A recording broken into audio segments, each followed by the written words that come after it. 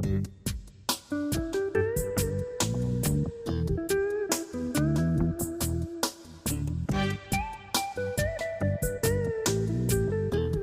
it's nice to have you along here at Graham Booth Watercolour Workshops. Today I'm going to be looking at pen and wash. Pen and wash is a really nice medium. It uses watercolour, but it's fundamentally different from watercolour because it uses the line work of the pen to give the structure of the painting rather than using a tonal difference between two areas to give an edge. So rather than the edge that you would get with watercolour, you draw a line with pen and wash. I find it slightly more relaxing than watercolour because once you have the pen drawing done, you can really relax and enjoy yourself in applying the watercolour because it really doesn't matter what you do. The pen drawing will still be visible and will still be the structure of the painting. For pen and wash, I use hot pressed paper. Hot pressed paper has a very smooth surface, so it takes the pen really well. Slightly more problematic when applying the watercolour because it tends to repel the colour, but it's really nice because when the paint dries, it still looks as if it's wet. That sounds a bit strange, but watercolour is always at its most beautiful when it's wet, and with hot pressed paper there's less difference as it dries than with other types of paper. I just use two brushes to do the pen and wash. I use a rigger and I use a little squirrel mop. Now the squirrel mop, sizes of squirrel mops are strange things, but this is roughly the same size as a normal size 12 brush. Now for a pen, I use a Faber-Castell Pitt Artist pen. These are really handy. They have waterproof ink, so you don't have to worry of spilling Indian ink with a nib. And I use the medium tip version, which gives me a good range of line. The subject is Molly's Yard, a really nice little restaurant in Belfast, and it is in the stable block of College Green House, which is the building to the right, and there's a nice little political story attached to that. One of the previous owners, John McConnell, he was a friend of James Craig, who was the first Prime Minister of Northern Ireland, and John McConnell's daughter eventually was the mother to Garret Fitzgerald, who was a Taoiseach in the Republic of Ireland, so quite a nice little political connection.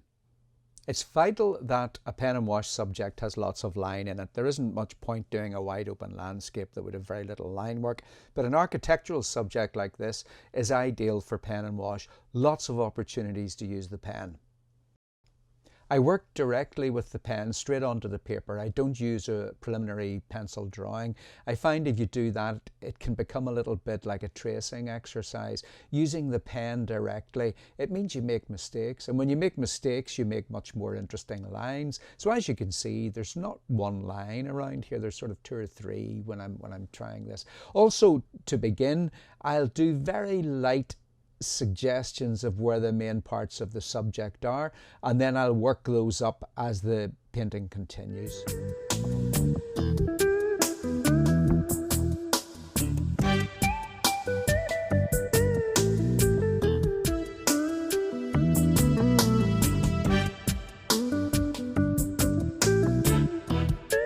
There is no point in doing a lot of detail on a small part of the drawing until you're absolutely sure that's where you need to do it. So that's why I begin with a very simple line work and then strengthen that up as I continue with the drawing.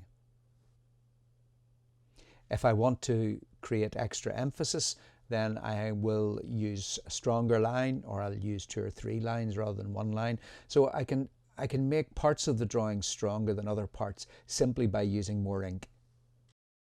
I stop the drawing when it's reasonably complete, not entirely finished, because I like to finish it with some extra pen work after the washes have been put on. But initially, I want a fairly complete drawing, one that stands up on its own quite happily. Okay, it's time for some washes now. I'll begin with the red brick, and I'm just using burnt sienna for this, but I can add variations to that. You can see how the paper almost repels the paint. And that looks a bit odd, but it's fine. It'll dry okay. A little bit of extra alizarin crimson in there just to vary the color of the red brick. And I'm applying the paint very simply. I'm not being careful to make sure I get right up to a line, and I'm not worrying if I get slightly over a line. This is the whole point of pen and wash.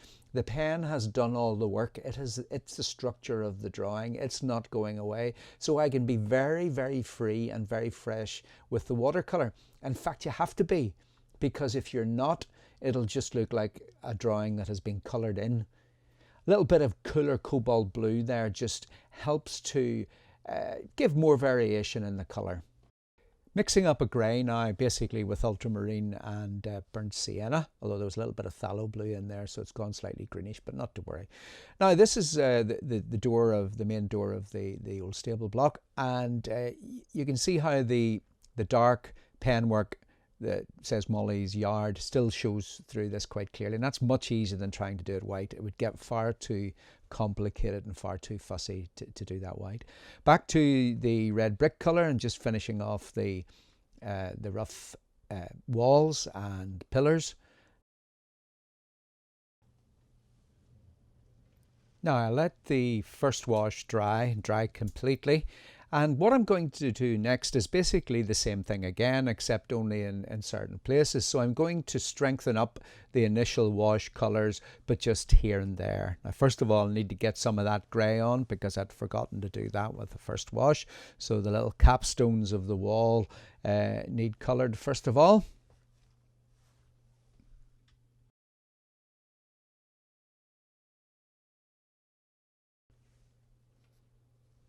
And then it's back into a stronger red brick colour. And with this, I very freely just go over parts of the first wash and just touch the paper here and there. And this is just to give more interest and more variety. Remember, this is what painting is all about. It isn't about copying a photograph, it's about creating a painting. And to do that, you must make sure that the paint is interesting.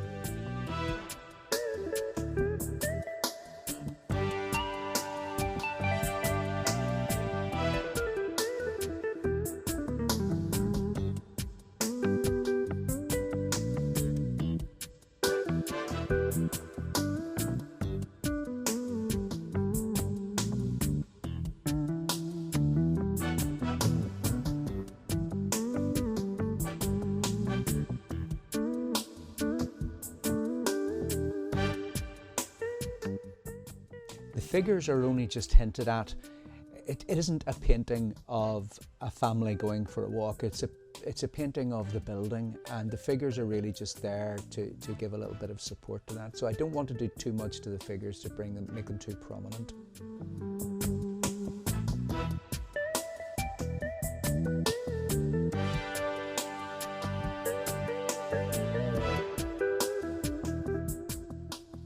So we allow that second wash to dry completely, and you can see now that it's a nice sort of blotchy, splashy, watery look to it, and that's just what I look for when I'm doing pen and wash.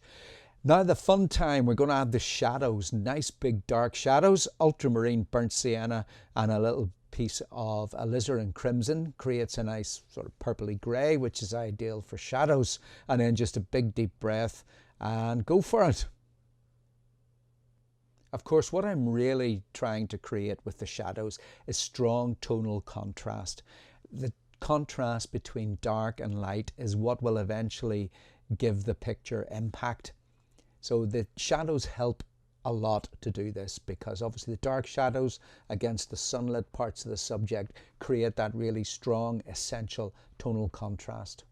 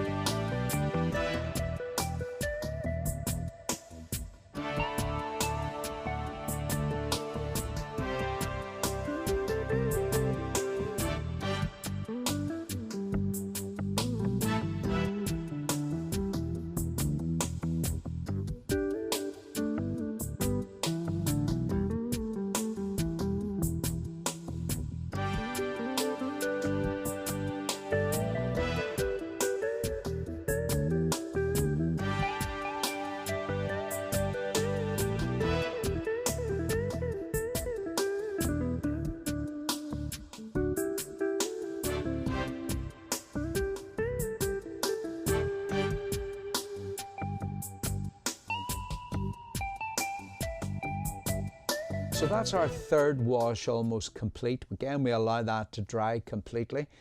And the final touch now with the brush is going to be with really strong darks. So I'm mixing up ultramarine burnt sienna to create a very, very strong dark. And I'm going to use this, I suppose, as in the same way as the ink. I can apply this with the brush and I can create bigger areas of dark, and it's easier to do this with the brush than with the pen. You could do it with the pen, but with the brush, it's just cleaner and fresher. Anywhere at all where I can find or I can imagine a good strong dark, this is where I'm going with the rigor here. So the windows, the edges of doorways, things like that, all these little parts where you will tend to get a stronger dark.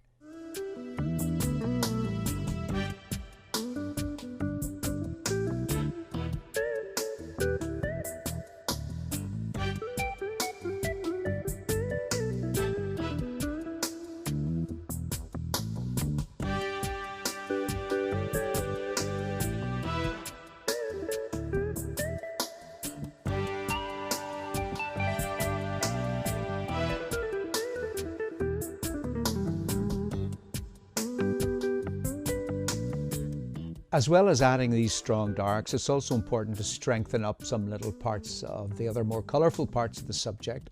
So here, for example, I'm using a much stronger red brick colour just to give more emphasis to the wall. And always remember, it is very, very important. It's absolutely vital to leave some of the earlier washes visible. So I'll just place this stronger dark red brick colour over parts of the picture. I won't completely cover up the earlier parts.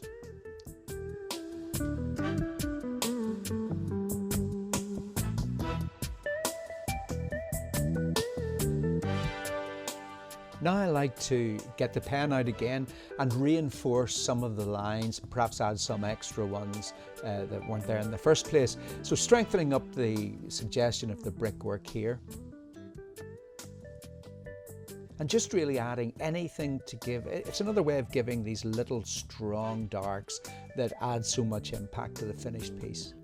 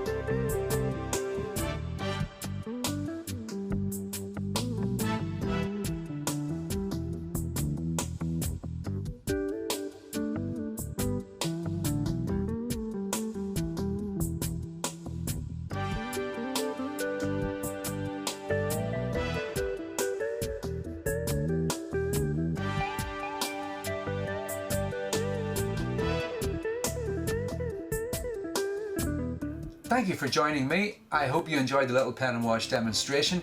If you haven't tried pen and wash before, do have a go at it. It's really good fun, but make sure you use waterproof ink. If not, your ink lines will tend to run when you apply the watercolour. Thanks for joining me. Bye.